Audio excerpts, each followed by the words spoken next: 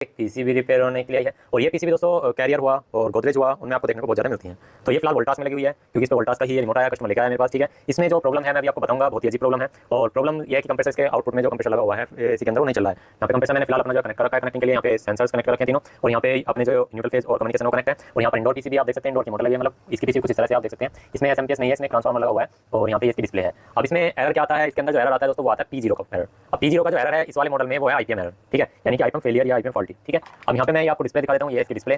ठीक है, ये इसकी डिस्प्ले होगी और यहाँ पे हमारी आउटडोर पीसीबी हो गई। अभी आपको इसमें देखेंगे कि इसमें P0 जो है थोड़ी देर में आ जाएगा। अब P0 आ रहा है तो आईपीएम फेलियर का फॉल्ट दिखा, तो ये नहीं है कि हर बार आईपीएम ही खराब हो या हर बार आपको आईपीएम चेंज करो और आपका प्रॉब्लम का सॉल्यूशन हो जाएगा। उससे रिलेटेड इसके अंदर पीसीबी के अंदर काफी सारी वोल्टेजेस होती हैं, काफी सारे कनेक्टर्स होते हैं, कुछ आउटपुट होते हैं, कुछ इनपुट होती हैं, कुछ सिग्नल्स होते हैं। वो हमें कंफर्म करना पड़ता है कि वो सिग्नल हमारे आ रहे हैं नहीं आ रहे हैं, या हमारा इसमें मतलब लेन देन चल रहा है नहीं चल रहा है आईपीएम से। भाई ऐसा नहीं होता कि आईपीएम में एरर आ गया तो आईपीएम ही खराब है। कभी ऐसा भी होता है कि आईपीएम का एरर आया और खराब हमारा एक ही छोटा सा पार्ट निकला, दो छोटे से पार्ट निकलो, तो काफी सारे फॉल्ट हो सकते हैं। स्टेप बाय स्टेप क्लियर करेंगे, वीडियो को लास्ट तक बनाना काफी इंपॉर्टेंट है। तो सबसे पहले हम यहाँ पे अपने मल्टीमीटर को ऑन कर लेते हैं। हमने अपनी तरफ से इसमें कोई कमी नहीं छोड़ रखी, कमी का मतलब इसमें सारे पार्ट्स कनेक्ट हैं ऑलरेडी। ठीक है, ये हमारा मल्टीमीटर है। अब यहाँ पे अभी क्या था कि हमने जो हीट सिंक है उसको समय बचाने के लिए खोल ली थी, तो आप यहाँ पे देख सकते हैं हमने हीट सिंक को उतार दिया है। हीट सिंक को उतारने के बाद दोस्तों यहाँ पे आपको एक ब्रिज रेक्टिफायर दिखेगा, एक यहाँ पे आपको देख सकते हैं ये डायोड्स है। ठीक है, ये डायोड है आपका, और ये हमारा यहाँ पे आईजीबीटी है, ये हमारा आईपीएम है। ठीक है, यहाँ पर आईपीएम यहाँ पे कनेक्ट लगा हुआ है, देख सकते हैं इसमें एरर आउटडोर में शो होना शुरू कर गया है, लेकिन इंडोर में भी एरर नहीं आता, इंडोर में एरर आने देते हैं।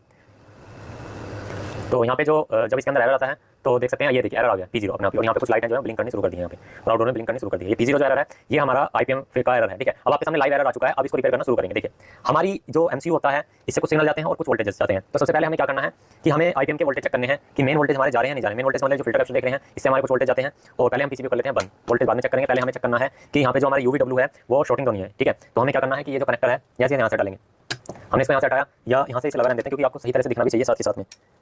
तो इस कनेक्टर को हमने यहाँ से निकाल लिया। ठीक है, अब आप देखेंगे कि हम इसको जो रिपेयर करने का जो तरीका है कैसे कैसे करेंगे। पहले कोई से भी यहाँ पे 3 जो पॉइंट है ये आउटपुट के, इसमें कोई से भी एक प्रोब रख लेंगे, मल्टीमीटर कंटिन्यूटी मोड लगा देंगे और आपका नॉर्मल मीटर है। ठीक है, तो यहाँ पे जो नेगेटिव प्रोब है यहाँ पे ये पॉजिटिव है, ये नेगेटिव है, मतलब जो ये लाइन जा रही है यहाँ पे आईपीएम के लिए, तो नेगेटिव के लिए यहाँ पे एक सेंटर रेजिस्टेंस लगी हुई है, इस पर आपको कंटिन्यूटी चेक करनी है, या आप यहाँ से भी कर सकते हैं। ये जो ब्रिज रेक्टिफायर नेगेटिव वाला यहाँ से चेक कर सकते हैं। तो देख सकते हैं हमारा जो पहले यहाँ पे ये लगाता हूँ, इस पर पहले पे लगा, ठीक है, शॉर्टिंग नहीं है, दूसरे पे लगाते हैं यहाँ शॉर्टिंग नहीं है, तीसरे पे लगाते हैं यहाँ शॉर्टिंग नहीं है। इसका मतलब जो आईपीएम है हमारा वो नेगेटिव पॉजिटिव से कोई भी शॉर्टिंग नहीं दिखा रहा है। ठीक है, उसके बाद में दोस्तों इसको वापस लगा देंगे कनेक्टर को। ठीक है, ये पहले पहली प्रक्रिया होती है आईपीएम को टेस्ट करने की। अब इसको लाइन देंगे, लाइन देने के बाद हमें ब्रिज रेक्टिफायर वोल्टेज चेक करने पड़ेंगे प्रॉपर आ रहे हैं नहीं आ रहे हैं, क्योंकि अगर थोड़े बहुत आते हैं तो उसमें सप्लाई शिफ्ट ऑन होती है। तो यहाँ पे आप देख सकते हैं 274 वोल्टेज आ रहे हैं, यहाँ पे ग्राउंड लगा रहने देंगे, और जिसकी पॉजिटिव और नेगेटिव है वो, तो यहाँ पे तो 3 पिन नेगेटिव होती हैं, और यहाँ पर आप देख सकते हैं जो आगे की तरफ पॉइंट है वो पॉजिटिव पॉइंट है। तो 278 के आसपास जो वोल्टेज है आईपीएम को बिल्कुल परफेक्टली आ रही है। ठीक है, उसके बाद में दोस्तों जो यहाँ पे आपके ये 3 कैपेसिटर लगे हुए हैं और एक कैपेसिटर यहाँ पे लगा हुआ है, इस कैपेसिटर की पॉजिटिव साइड में हमारे 15 या 12 वोल्ट आनी चाहिए।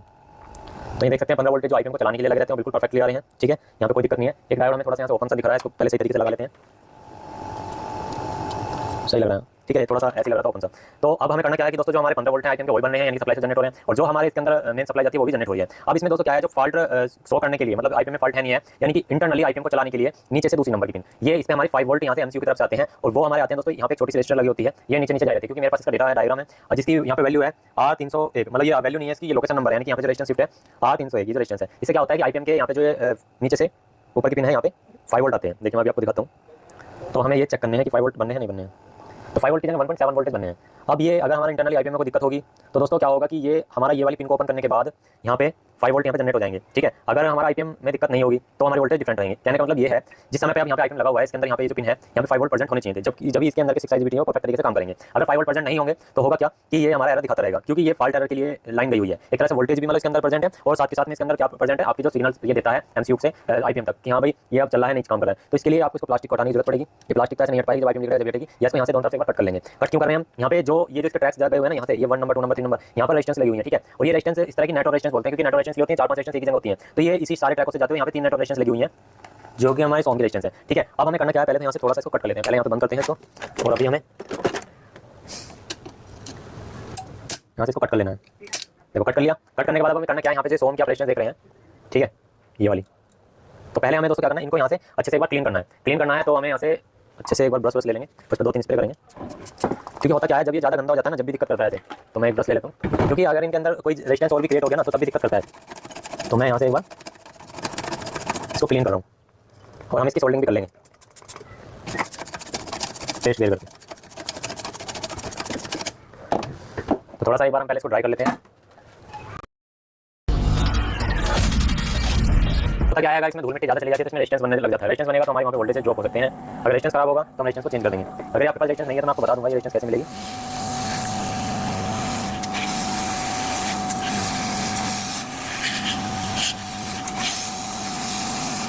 कितना काम करना है आपको, फिर हल्का सा पेस्ट यूज़ करना है, ठीक है। और आयरन से यहाँ पे बस को सोल्ड करना है, सीधा चेंज नहीं करना, इसको सोल्ड करना है।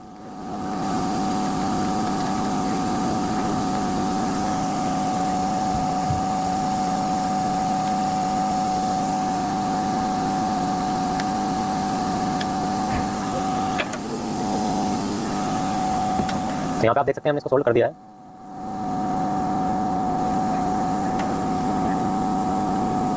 ठीक है, कोई भी पिन आपस में शॉर्ट ना हो, और साथ के साथ इसको एक बार क्लीन भी करेंगे। अगर ये रजिस्टर निकालना पड़ेगा हमें तो इसे हम निकाल के चेंज भी कर देंगे, उससे पहले हम यहाँ पे पिनों को ओपन करके वोल्टेज भी चेक कर लेंगे। ठीक है, एक बार हम इसको थोड़ा सा यहाँ पे इसको हल्का सा हीट दे देंगे, जिससे कि यहाँ पे रेजिस्टेंस क्रिएट ना हो।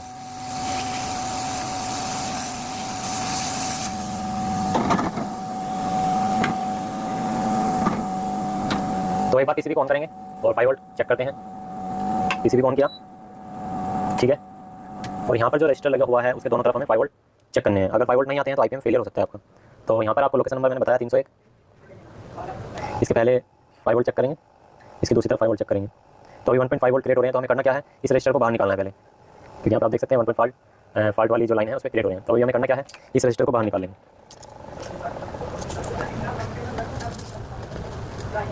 ठीक है, हमने ये रजिस्टर बाहर निकाल लिया है। अब हमें करना क्या है कि इसकी जो ये वाली रेजिस्टेंस थी दोनों तरफ 5 वोल्ट चेक कर लेंगे, क्योंकि यहाँ पे पुल अप रेजिस्टेंस है। तो ग्राउंड रखा, चेक करते हैं पहली तरफ फिर दूसरी तरफ। तो देख सकते हैं दूसरी तरफ भी हमारे वोल्टेज ठीक आ रहे हैं। अब हमें करना क्या है, यहाँ पे नेटवर्क रेजिस्टेंस लगी हुई है, ये आप देख सकते हैं, ये रेजिस्टेंस और एक रेजिस्टेंस ये है, एक रेजिस्टेंस ये है, ये सिर्फ यहाँ पे जो कनेक्टर खाली पड़े हुए हैं इनके लिए लगी है। तो हमें करना क्या है, यहाँ से एक रेजिस्टर को निकाल लेना है, तो वहाँ पर लगा लेंगे। ठीक है, आसानी से निकल जाएगी। बाकी जो आपकी पहली रजिस्टर है उसको वहाँ पर वापसी लगा देना।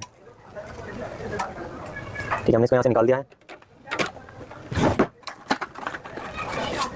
और अब इसको हम दूसरी तरफ लगा देंगे। अगर इससे नहीं होता तो 100% इसका आईपीएम फेल है, तो फिर आईपीएम डाल देंगे, ठीक हो जाएगा।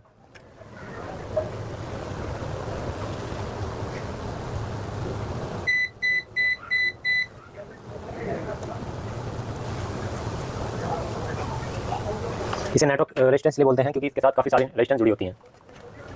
तो हम इसको आयरन से हीटिंग मशीन से लगाएंगे।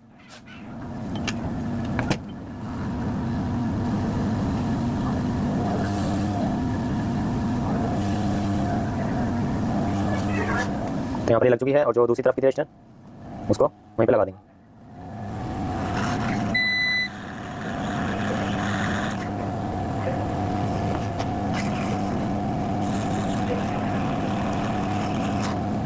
ठीक है, फिलहाल हमने यहाँ पे लगा दिया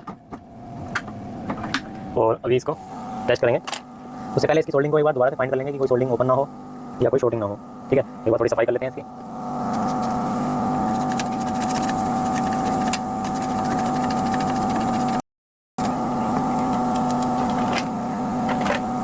थोड़ा सा हीट दे देंगे इसको, जितनी भी है माइनस है। और एक बार फिर से इसको ऑन करते हैं। अगर डिवाइड पे फिर हमारा नहीं बनती है, वहाँ पे वैल्यू रेजिस्टेंस की मतलब जो 5 वोल्ट है वो क्रिएट नहीं होती है, तो सिंपल सा आपको करना क्या है कि वहाँ पर आईपीएम ही चेंज करना होगा। तो कंडीशन देख लेंगे, तो देख सकते हैं कि आपकी सेकंड साइड में भी 5 वोल्ट बन गई है। आप यहाँ पे देख सकते हैं। तो पहली साइड में देख लेते हैं, तो पहली साइड भी 5 वोल्ट बनी है और सेकंड साइड भी 5 वोल्ट क्रिएट हो रही है। और एक बार आईपीएम पे देख लेंगे, तो आईपीएम पे भी आप देख सकते हैं 5 वोल्ट जो है क्रिएट हो रहे हैं। मैं इधर से दिखा देता हूँ आपको, देखो मैं आपको इधर से दिखाता हूँ 5 वोल्ट यहाँ पे आईपीएम पे क्रिएट हो रहे हैं। तो इसका मतलब क्या हुआ, जो इसके 6 IGBT हैं वो बिल्कुल परफेक्ट तरीके से काम करेंगे। हमें उम्मीद है कि ये पीसीबी अब चल जाएगी। तो अभी थोड़ा सा वेट करते हैं और इंतजार करेंगे, इससे सिवा कुछ कर भी नहीं सकते, क्योंकि 3 मिनट का टाइम होता है। आपकी कोई सी भी पीसीबी हो तो उसमें 3 मिनट का टाइम होता है। ठीक है, अब इसका होता क्या है कि ये जो रजिस्टर है इंटरनली कोई सा इसके अंदर से नेटवर्क कोई सा खराब हो जाता है तब भी दिक्कत आती है। अगर इसके अंदर से लीकेज हो जाता है तब भी दिक्कत आती है। मेन ये है कि इसके जब तक 6 IGBT काम नहीं करेंगे ना प्रॉपर, जब तक हमारी पीसीबी नहीं चल पाएगी, जब तक एरर आता रहेगा। ठीक है, अब इसकी उम्मीद है कि हमें पीसीबी चल जाएगी, क्योंकि जो 5 वोल्ट है वो हमारी क्रिएट हो चुकी है। अब हमें बस इंतजार करना है। ठीक है, अब ये चीज़ें दोस्तों जो हमने सिखाई हैं, आपको ये चीज़ें बताई हैं, ये हमें कैसे पता लगा। आप सोचेंगे कि ये हमें कैसे पता लगा और आपने ये कैसे पता लगाया कि ये रेजिस्टेंस उसी के लिए काम करती है या इसी के लिए काम करती है। तो हम इसी चीज़ पे रात दिन मेहनत करते हैं। हम पुरानी पीसीबी लाते हैं, स्क्रैप खरीद के लाते हैं, उन चीज़ों को देखते हैं कि आईपीएम पे कहाँ से कौन सी वोल्टेज आ रही है, उसका एंड कहाँ पे हो रहा है, उसकी स्टार्टिंग कहाँ से हो रही है, वो चीज़ हम देखते हैं। अब हम मेन आईपीएम में जितने भी कनेक्टर्स होते हैं, जितने पिनें होती हैं, हम उसमें देखते हैं कि ये वोल्टेज किसके लिए है और ये कहाँ पे जा रही है, और अगर ये हमारी मिसिंग रही तो इसकी वजह से क्या फॉल्ट आ सकता है या इसकी वजह से क्या फॉल्ट आ सकता है। हम ये चीज़ें सारी फाइंड करते हैं पीसीबी के अंदर। और वो चीज़ें अगर आपके पास क्लियर होंगी, सारे सेक्शंस आपको क्लियर होंगे, तो यकीन मानिए कि आप पीसीबी को आसानी से रिपेयर कर पाओगे और आसानी से रिपेयर हो भी जाएगी। तो अभी टेस्ट करेंगे, अभी से इंतजार करते हैं चलने का और देखते हैं क्या कंडीशन रहती है। तो यहाँ पे आप देख सकते हैं, ये देखो कंप्रेसर चलिए। अब ये चलता उल्टा रहा है क्योंकि तार वार उल्टे लग रहे होंगे, और बाकी देख सकते हैं कोई एरर नहीं है, रुक चुकी है लाइट भी।